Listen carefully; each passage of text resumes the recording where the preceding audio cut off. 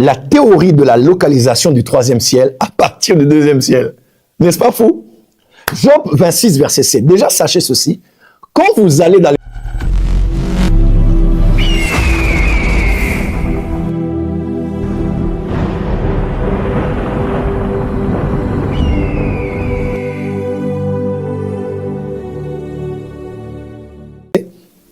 on y va avec le troisième ciel. Finalement, le troisième ciel que nous avons vu dans 2 Corinthiens 12, versets 1 à 4, là où Paul a été emmené. Matthieu 6, verset 9, voici comment vous devez prier. Notre Père qui est aux cieux. Vous allez voir généralement, des fois on parle du ciel, des fois on parle des cieux. Notre version dit, notre Père qui est au ciel. Ok? Là, c'est le ciel de Dieu. Notre Père, donc Dieu le Père, est au ciel. Waouh! Ou le troisième ciel, certainement. Psaume 115, verset 3. Notre Dieu est au ciel. Voilà, ça c'est la Bible. Notre Dieu est au ciel et il fait ce qu'il veut.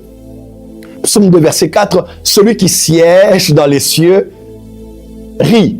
Le Seigneur se moque de... Voilà pourquoi j'aimerais dire à quelqu'un, tu vois, parmi ces 8 milliards de personnes-là, vous êtes pratiquement insignifiant dans l'univers, mais signifiant pour Dieu. Lorsque un être humain parmi les 8 milliards, ou 10, ou 20, ou 30, cherche à te nuire et à te détruire, tu dois savoir que celui qui vit dans les cieux les regarde et il rit.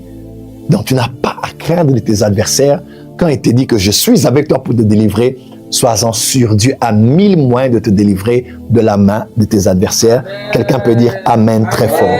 Alléluia, alléluia, alléluia. Ça c'est une bonne nouvelle. Donc Dieu maintenant est au troisième ciel.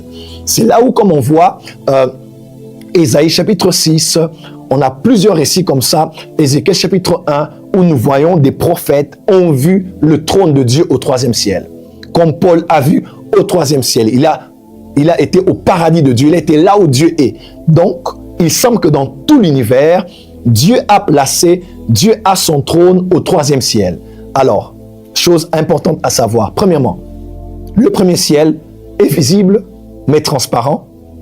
Le deuxième ciel est visible à l'œil nu. On voit des fois le soleil, n'est-ce pas, et la lune et les étoiles, mais on peut mieux le voir par des éléments équipés aujourd'hui sur la pointe de la technologie pour voir comment ça se passe au niveau du cosmos, de l'univers, de la foudre céleste ou bien de l'étendue du ciel qu'on a appelé ici. Mais le troisième ciel, il est invisible. Si le premier ciel est visible, le deuxième ciel est visible, le troisième ciel est une dimension spirituelle, est une dimension invisible. Et j'ai aujourd'hui une petite théorie à partager avec vous. Théorie que j'ai étudiée depuis le temps. Ce n'est pas l'évangile, ce n'est pas une nouvelle doctrine, ce n'est pas le Saint-Esprit qui m'a inspiré. Mais en étudiant la Bible, j'ai remarqué qu'il y a quelque chose qui m'a tiqué et j'aimerais vous en faire part. Je crois que vous allez l'utiliser pour des recherches et apprendre à comprendre. Si le premier ciel est visible, le deuxième ciel est visible, pour moi, selon mes théories, je dis bien théorie, si je parle à des personnes intelligentes, des personnes qui réfléchissent, j'ai une théorie comme quoi il est très possible qu'au deuxième ciel, il y ait une ouverture qui donne accès au troisième ciel. Et c'est juste une théorie. Réfléchissez, pensez-y. Je vous propose quelques versets ici. On peut aller ensemble? La théorie de la localisation du troisième ciel à partir du deuxième ciel. N'est-ce pas fou? Job 26, verset 7. Déjà, sachez ceci.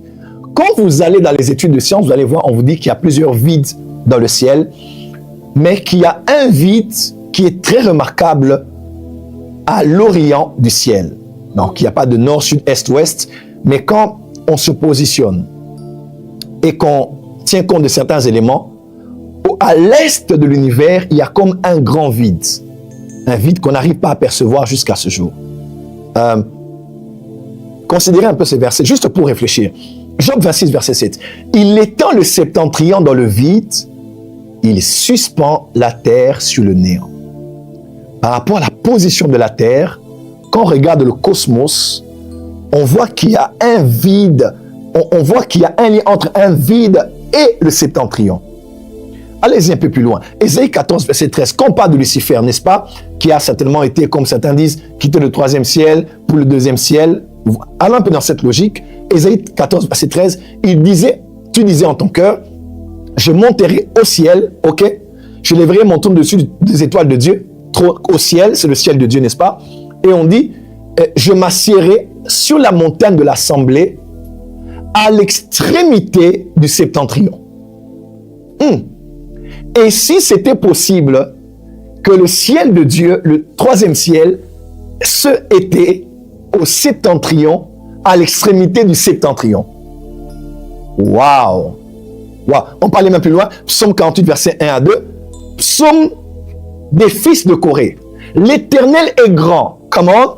Il est l'objet de toutes les louanges dans la ville de notre Dieu, sur sa montagne sainte. Belle est la colline, joie de toute la terre, la montagne de Sion, le côté septentrional, c'est là la ville du grand roi. Alléluia! Ceci n'est qu'une théorie, ce n'est pas une doctrine, un enseignement. Juste pour vous donner un élément de recherche, parce que je sais qu'il y a ici, sur ce live, des gens qui aiment étudier la Bible, considérez ceci. Et si, je dis bien et si, ce n'est pas une doctrine, et si il y avait une connexion entre le deuxième ciel et le troisième ciel par un vide qui donnerait accès, et s'il était possible que Jésus, dans Acte 1, alors qu'il était enlevé, Marc, le dernier verset, Jésus montait, a connu l'ascension, il avait traversé non seulement le premier ciel, il avait traversé le deuxième ciel et était passé par le côté septentrional pour entrer au troisième ciel et être assis à la droite de la majesté de Dieu. Donc, c'est juste une réflexion que je vous donne. Ce n'est pas parole de l'évangile, mais comme j'aime étudier, je voulais vous faire part un peu de cela pour qu'on puisse réfléchir. Troisième, deuxième, premier, Dieu au troisième, le cosmos au deuxième et les hommes au premier. Alors, on va un peu réfléchir avec vous. Y aurait-il alors des temps? Donc, quand on parle du temps, au premier ciel, nous avons un temps, n'est-ce pas? J'ai une montre, vous avez l'heure dans votre téléphone, vous avez l'horloge à la maison. Avons-nous des temps dans les trois cieux? On va un peu le voir dans la Bible.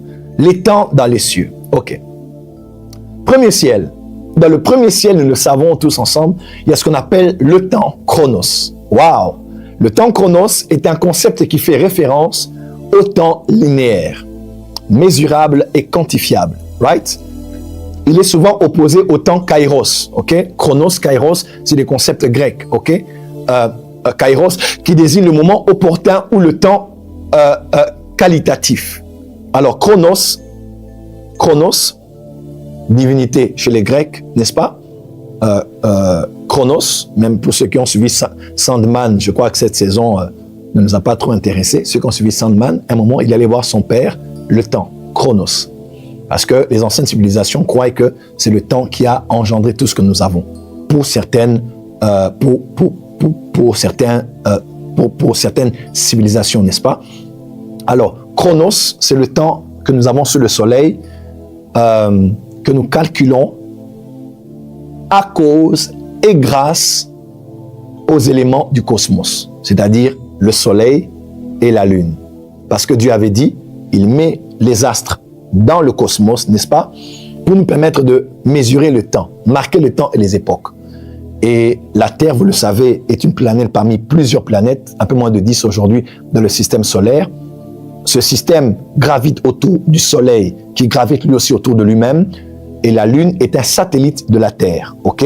La Terre tourne autour d'elle-même, qu'on appelle la rotation. La Lune tourne autour de la Terre, parce qu'elle est un satellite de la Terre, c'est un immense rocher, ok? Une immense roche, et la Terre tourne autour aussi du Soleil, qu'on appelle la translation. 365 jours, translation, rotation, 24 heures, right? Et la Lune aussi tourne autour de la Terre. C'est comme ça que ça se passe. C'est grâce à ça qu'on calcule aujourd'hui le temps. À cause des sphères qu'il y a dans les cieux comme la Lune et le Soleil, il est très possible que nous ayons des sphères à l'intérieur de nos montres. Quand vous retirez cette partie de la montre, vous allez voir beaucoup de cercles, donc on calcule le temps un peu par rapport à ça. C'est ainsi que vous avez midi, 13h, 14h, 15h, 16h. C'est grâce au Soleil et grâce à la Lune, à la position de la Terre par rapport à ce que je viens de citer. Et par rapport à la gravité, la force gravitationnelle, la Lune influence les marées. Il y a beaucoup de choses à dire à ce sujet. Ce n'est pas le sujet du jour. Donc, c'est le temps chronos que nous calculons. Il est telle heure à Kinshasa, il est 15 heures à Kinshasa, il est 16 heures à Paris, il est 14 heures à Abidjan. Vous voyez un peu? Il est telle heure à Martinique, telle heure en Guadeloupe, en Haïti et consorts. C'est parce que c'est le temps chronos. Et quand on parle de chronos, nous avons les mots comme chronique, les mots comme chronogramme, chronomètre, n'est-ce pas?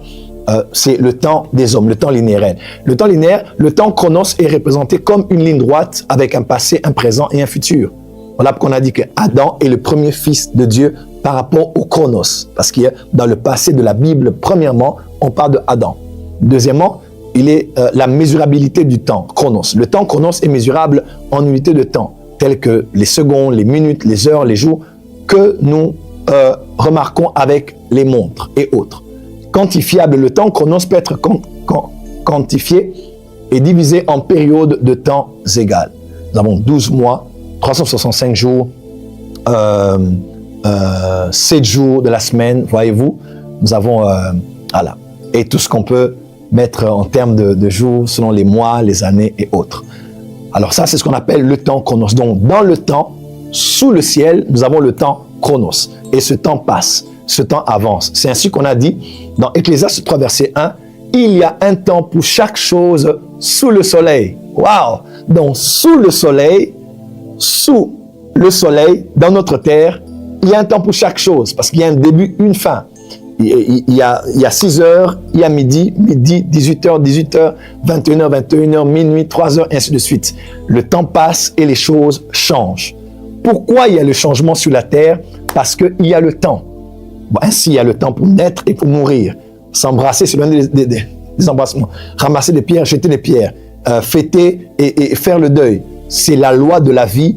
Dans le temps, tout change. Voilà pourquoi quand Dieu est venu dans le temps, il a changé. Il avait 1 année. Il avait 12 ans. Rappelez-vous, il a eu 30 ans. Il a eu 33 ans. Parce que dans le temps, Dieu a changé. Il était Dieu dans un corps des hommes, soumis au soleil, regardant le soleil, la lune, étant soumis aux lois du temps chronos. Dieu a connu un début et Dieu a connu une fin. Il y a un jour où Jésus